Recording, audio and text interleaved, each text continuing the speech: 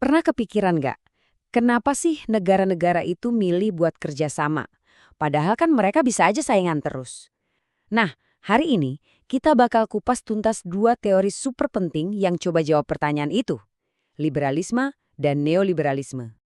Ini tuh teka-teki besar di politik global. Para ahli sering bilang dunia kita ini anarkis. Bukan berarti kacau balau ya, tapi lebih ke nggak ada polisi dunianya. Nah, kalau gitu apa dong yang bikin negara-negara mau kerja bareng? Yuk, kita lihat jawaban dari kacamata kaum liberal. Oke, buat jawab itu kita harus mulai dari dasarnya dulu nih, yaitu cara kaum liberal ngelihat dunia. Dan kuncinya satu, mereka itu optimis banget. Jadi, kalau ada pandangan yang mikir, negara itu pasti perang melulu, liberalisme justru sebaliknya. Mereka percaya kerjasama itu bukan cuma mungkin, tapi ya wajar. Bukan berarti konflik itu nggak ada loh ya, tapi mereka yakin selalu ada jalan buat damai dan maju bareng-bareng. Dan optimisme ini ada alasannya loh. Ada 3 pegangan utama kaum liberal. Pertama, sifat dasar manusia itu baik. Kedua, kita semua bisa belajar buat kerjasama. Dan ketiga, kemajuan zaman itu pasti bawa kita ke arah yang lebih baik. Coba deh pikirin, sekarang dengan adanya internet, medsos, traveling jadi gampang. Kita jadi makin terhubung kan? Yang seru ternyata nggak cuma ada satu resep kerjasama versi liberalisme. Ada 4 jalan utama yang mereka tawarkan. Masing-masing punya cara pandang yang unik. Yuk kita bedah satu-satu. Pertama, ada yang namanya liberalisme sosiologis. Ini idenya simple. Perdamaian itu dimulai dari kita, masyarakat biasa.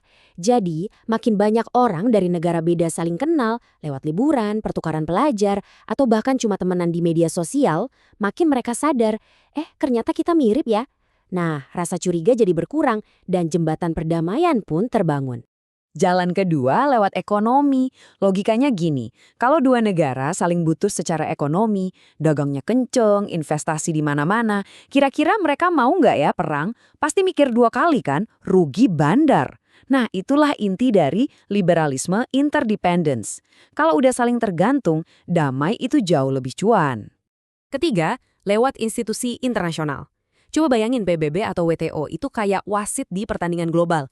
Mereka yang bikin aturan main, pastiin nggak ada yang curang, dan kalau ada masalah mereka bantu nengahin.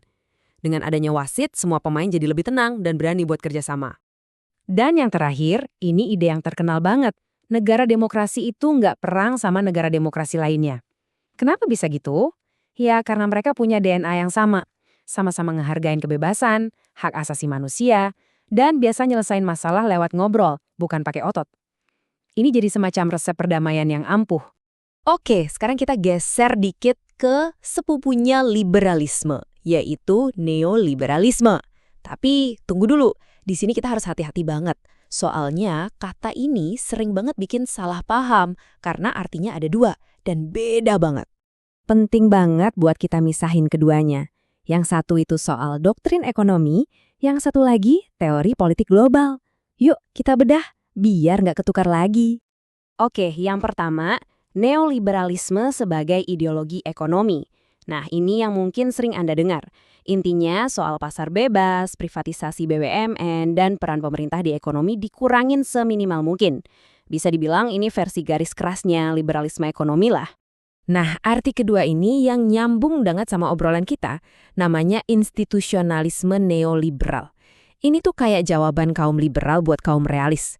Mereka bilang, oke, kami setuju dunia ini anarkis, nggak ada polisi dunianya. Tapi, institusi internasional itu bisa jadi lem perekat yang bikin negara-negara tetap mau dan bisa bekerja sama. Biar makin kebayang bedanya, yuk kita bandingin langsung pandangan ekonomi antara liberalisme klasik sama neoliberalisme. Kelihatan kan bedanya? Intinya ada di penekanan. Kalau liberalisme klasik itu berharap ekonomi bisa bikin politik jadi lebih baik, neoliberalisme lebih dari itu. Mereka yakin bahwa ekonomi itu memang motor penggerak utama politik global. Jadi ya ekonomi yang akan menyebarkan nilai-nilai pasar bebas ke seluruh dunia. Jadi apa yang bisa kita ambil? Baik liberalisme maupun sepupunya, neoliberalisme, ngasih kita kacamata yang berguna banget buat ngeliat kenapa sih kerjasama internasional itu bisa terjadi. Tapi, kalau kita lihat kondisi dunia sekarang, ada perang dagang, nasionalisme makin kencang, tantangan buat institusi global di mana-mana, pertanyaan gedenya jadi, apa era liberalisme ini udah mau berakhir? Coba, gimana menurut Anda?